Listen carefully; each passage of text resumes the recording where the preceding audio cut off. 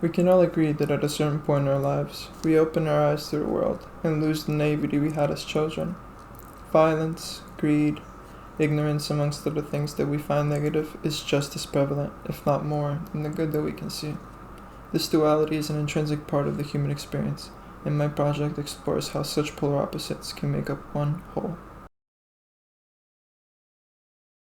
A perfect example of duality within humans is who my structure is constructed for. Eric Gill was a troubled English artist who was born in the late 1800s and was known for his sculpting, but is most famous for his work as a typographer and creating the font Gill Sans. Gill Sans remains a popular font to this day. Famous companies such as BBC, Philips, and Tommy Hilfiger all use it in their logos. But most importantly, it's an integral part of London's infrastructure, as it is used for all of its underground subway signs. To connect the structure to Eric Gill's work, I went with the artifact size strategy. Not only does it relate to typography and sculpting as being something man-made and standing out amongst nature, it also allows me to manipulate the site in two contrasting ways and depict the duality of man.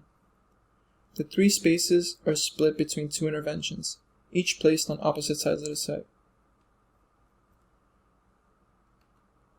The first structure adapts to the ground and rests high on top of the landscape. Nestled within are the work and living space. This is done to represent the less private part of Eric Gill's life, resting high and in the public eye.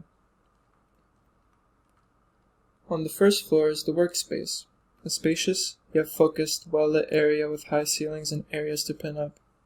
This was designed based on my experience drawing typography. Ascending up the stairs, the living space is also well lit, but much larger and visible end to end. This is done to represent the freedom and opportunities Eric Gill was granted, which his work served as a foundation for. The tiled walkway to the second structure is irregularly shaped, but still stands out as something man-made being anchored into nature. This is inspired by the ground design of the New York High Line that I did as my precedent study. The second structure, in contrast to the first one, carves into the ground as if it is hiding the meditation space, yet it still sticks out like a sore thumb. This is done to represent Eric Gill's darker side and antisocial behavior. Upon entering the dimly lit structure, a stairway leads down to an underground space. Tucked away and hugged by earth on all three sides, providing a sense of intimacy and seclusion from the outside world, this is the perfect space to spend a moment of vulnerability.